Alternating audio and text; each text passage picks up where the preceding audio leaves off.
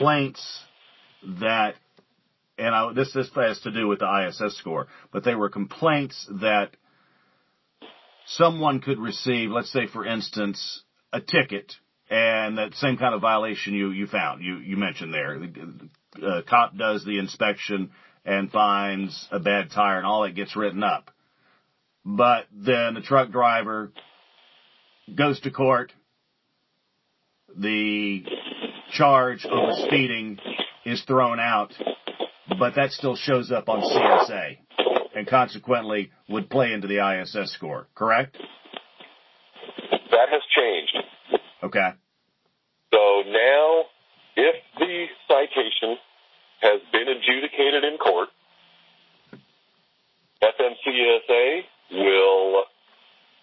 they won't remove it from CSA, but they will basically downgrade it. Okay, so it will still appear, but it'll appear as like a 1-point violation. It almost turns into like a placeholder under CSA. There's really no material impact then. So for all intents and purposes, it gets removed from CSA. And consequently, it has very little impact on ISS.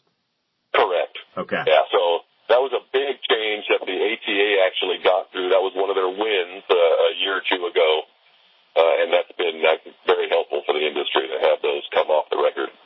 Okay. I thought there had been some change, but I wasn't sure because I don't cover it day to day like I was a few years ago. Hang on, let me think just for a second. There was one other thing that came to mind playing into CSA. Damn it, I forgot.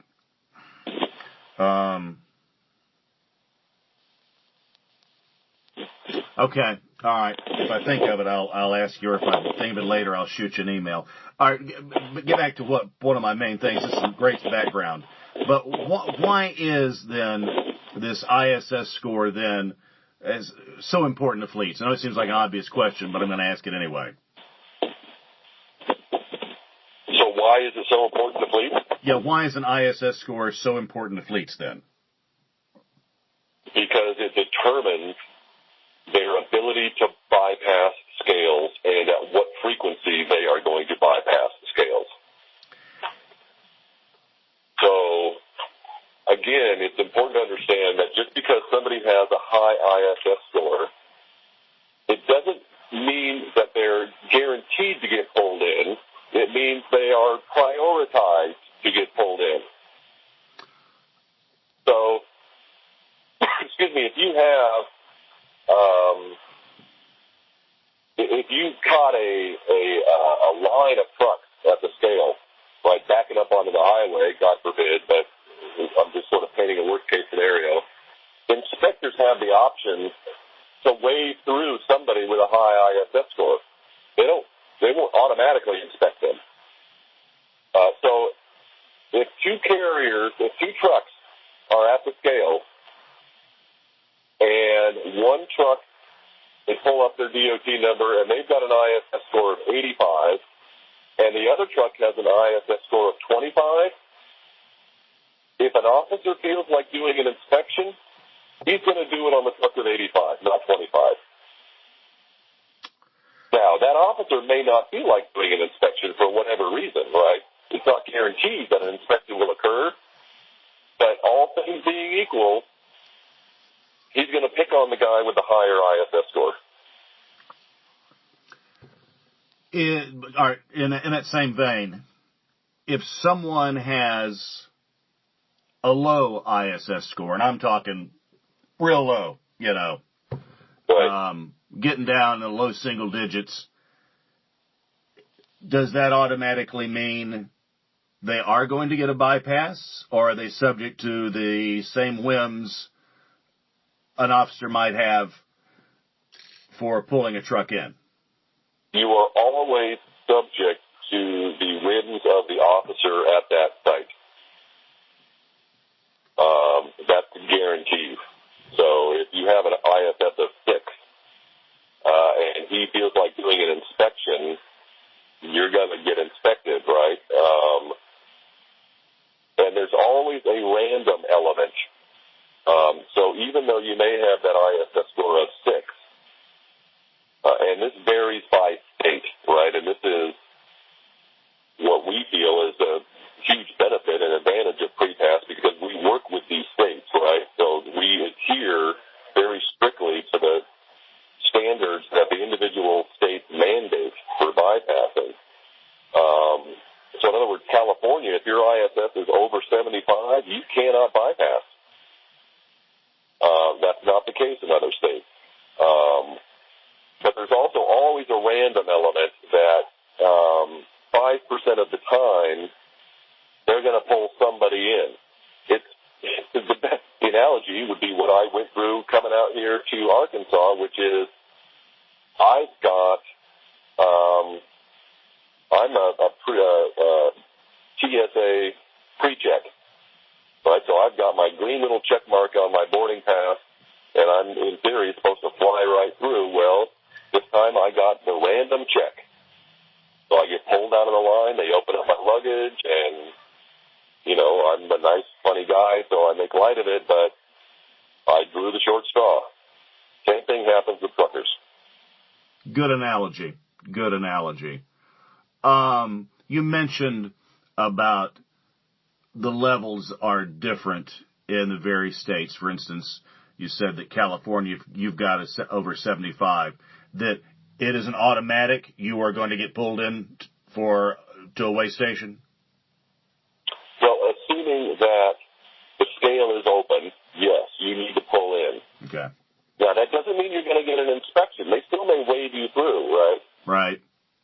Because inspections are events that can only occur based upon the manpower available at the inspection facility itself. So it's unlikely that they're going to make every truck stop. I mean, literally, God, they would never get through it all, right? So you're going to have to pull in. So pulling in is the first event. And then whether or not they tag you for further scrutiny and actually do an inspection, that's another event or another decision that gets made. Okay.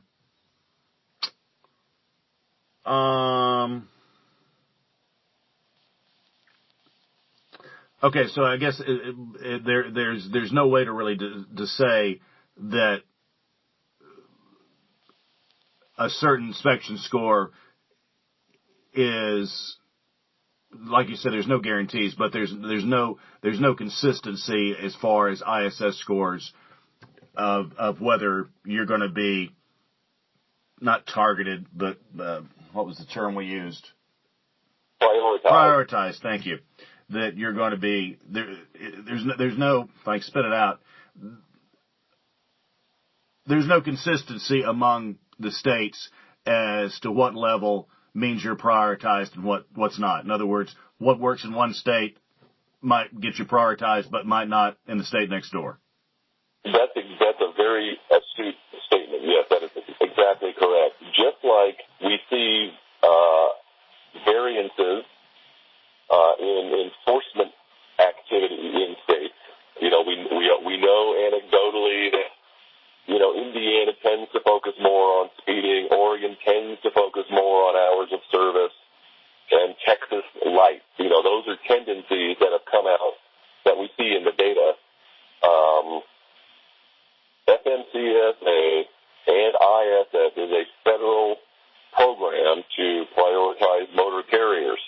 But at the end of the day, it is the individual states who are responsible for enforcement of the laws on their roads. So they have the final say in determining ultimately who gets inspected and who does not. And that's the battle that carriers have been fighting since CSA went live back in late 2010. Is, you know, it's really a constitutional battle because the federal government can mandate CSA and create the Federal Motor Carrier Safety Administration in order to regulate interstate commerce. That is the purview of the federal government. But it is the states who have the authority over enforcing the laws on the roads. And those two don't always see eye to eye, right? So And that conflict, if you will, maybe that's not even the right word, but that disconnect or whatever is, it will always be there because literally the Constitution is set up to such that states own their highways, the feds own interstate commerce. One question for you, and this one thing I just thought of that I do want to ask you about, and I think it's the last question because I know you got to run. Always hear prepass talking about that one of the differences between their service and DriveWise is that prepass goes out and purchases safety information from some states, that it's not just passively uploaded to the system like I understand DriveWise is. Excuse me. How does any of that information that prepass purchases from the states, how does that play into whether a truck gets a green light for a bypass or not, as opposed to, just leave it at that. Well, that information will not play into the bypass determination in and of itself. What that information plays into is the credentialing and the ability for a motor carrier to sign up for prepass in the first place. Prepass has a fundamental principle or mission, if that's the right word, that only motor carriers who operate safely can utilize the bypassing service, because that's the whole mission behind it, is to make highways safer. So because of the partnership with enforcement doesn't want unsafe carriers just running by the scales using a bypass service. That makes sense. We want to inspect the unsafe guys and help them get safer. So with a DriveWise scenario, you've got two things in play. You're basically, as you said, they're not getting any of this detailed credentialing data, and so literally anybody can sign up for DriveWise, and they do. So that's the concern. The second concern is that prepass works very closely with the states, and we build out all that site infrastructure in conjunction and in partnership with states. And it's important that we try to communicate to our customers what we mean when we talk about a bypass event. When we give a truck a green light, it means that scale is open.